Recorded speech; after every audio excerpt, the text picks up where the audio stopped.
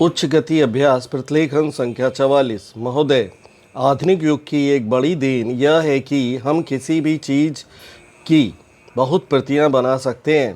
प्राचीन काल में यदि कोई पुस्तक लिखता था तो ग्रंथ की हस्तलिखित प्रति एक ही होती थी।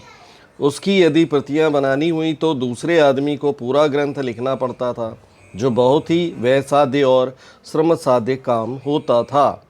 आज किसी ग्रंथ या वस्तु की प्रतियां केवल मुद्रणालय में ही नहीं बल्कि अन्य प्रकार से भी बन सकती हैं। एक का अनेक बना देना आज एक खेल सा हो गया है।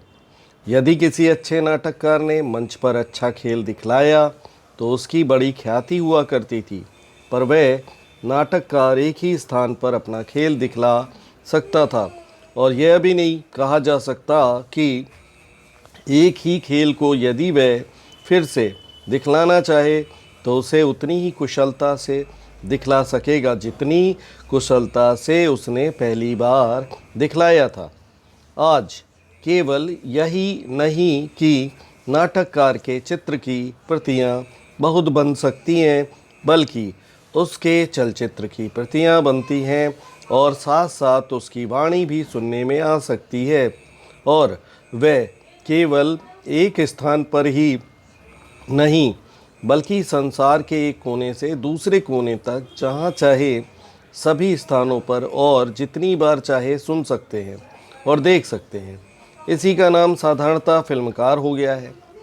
फिल्म में बड़ी शक्ति है। यदि अच्छे पात्र, अच्छे कथानक और अच्छा आदर्श दिखलाया जाए तो उसका प्रभाव बहुत ही अच्छा पड़ता है, जैसे किसी भी अच्छे नाटक का। पर वहाँ भी यदि कथानक दूषित हो, पात्र चरित्रवान ना हो और गतिविधि उनके ऐसी हो जो समाज अथवा व्यक्ति को ऊपर उठाने के बदले नीचे ले जाने वाली हो, तो उसका प्रभाव उतना ही बुरा पड़ता है। नाटक तो एक आदमी एक स्थान पर करके उसका भला या बुरा प्रभाव वहाँ बैठे हुए लोगों पर ही डाल सकता है। दूर दूर के लोगों तक उसका प्रभाव नहीं पहुँच सकता, पर फिल्मों में भला या बुरा करने की शक्ति कई गुनी अधिक हो जाती है। किसी फिल्म की जितनी प्रतियां बना ली जाती हैं उतना ही उसका प्रभाव भी असीमित हो सकता है।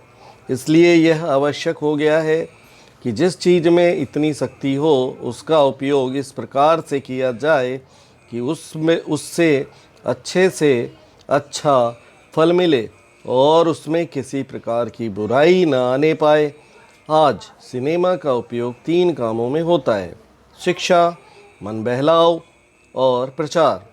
ये तीनों काम जीवन में महत्वपूर्ण हैं।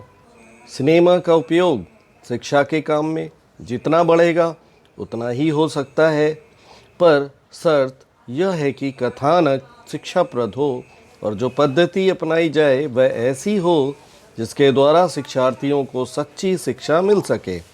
जब मैं शिक्षा शब्द का उपयोग करता हूँ तो मेरे ध्यान में केवल बच्चों की ही शिक्षा नहीं है। पूर्णविराम 500